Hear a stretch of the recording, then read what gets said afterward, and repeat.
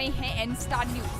जिला बिलासपुर के एक दिवसीय दौरे पर आए केंद्रीय वित्त राज्य मंत्री अनुराग ठाकुर ने घुमारवीं विधानसभा क्षेत्र की सड़क घुमारवीं मोरसिंगी का सुधारीकरण का शिलान्यास किया, जो लगभग 458.51 लाख रुपए से बनकर तैयार होगी।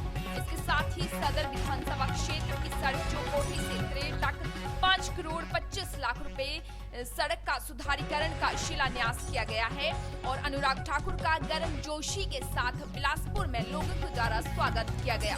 ठाकुर ने पत्रकारों से बातचीत करते हुए कांग्रेस पर तीखा हमला किया है। उन्होंने कहा है कि कांग्रेस पार्टी ने 2017 के विधानसभा चुनावों में और 2014 और 19 के लोकसभा चुनावों में अपने घोषणा पत्र में कहा था कि मंडी एक्ट के बाहर किसानों को अनाज बेचने, फसल बेचने की सुविधा प्रदान की जाएगी। आज कांग्रेस इसका विरोध कर रही है। देखिए, कांग्रेस को इस बात का जवाब देना होगा कि आखिर 2017 के पंजाब के विधानसभा चुनाव में और 2014 और 19 के लोकसभा चुनाव में कांग्रेस ने अपने घोषणा पत्र में कहा था कि मंडी एक्ट के बाहर वो किसानों को अनाज बेचने की, अपनी फसल बेचने की सुविधाएं देगी। तो क्या आज कांग्रेस उसके विरोध में है? कांग्रेस का घोषणा पत्र झूठा था या आज की कांग्रेस झूठी है?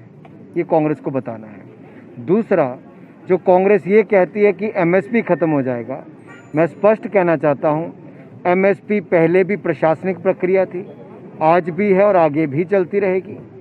जितना कांग्रेस के समय एमएसपी की खरीद होती थी, उससे 73% ज़्यादा गेहूं की खरीद मोदी जी की सरकार के समय हुई और 114% धान की खरीद ज़्यादा हुई। खरीद भी ज़्यादा हुई और मूल्य भी ज़्यादा मिले। जो न्यूनतम समर्थन मूल्य है वो गेहूं के अलावा जो बाकी फसलें भी हैं उनका भी 32% से 73% दाम बढ़े हैं, तो मोदी जी की सरकार के समय बढ़े हैं। हमने किसानों को 95,000 करोड़ रुपया 2-2 हज़ार रुपये की किश्त उनके खाते में डालकर पीएम किसान योजना से दी है।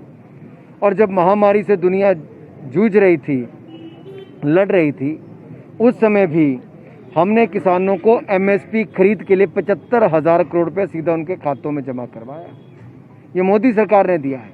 खरीद उस समय भी हुई, अगली फसल आने वाली उसकी खरीद भी होगी। यही नहीं भाई और बहनों, एक और हमने किया है कि एमएसपी के अलावा जो फसल के लिए लोग ज़मीन अपनी कॉन्ट्रैक्ट पर देते थे, ठेके पर देते थे, अब हमने कानून पास किया कि ज़मीन किसान की ही रहेगी। किसी भी हालत में जो ठेकेदार है उस ज़मीन पर कब्जा नहीं कर सकता, मालिकाना हक नहीं हो सकता।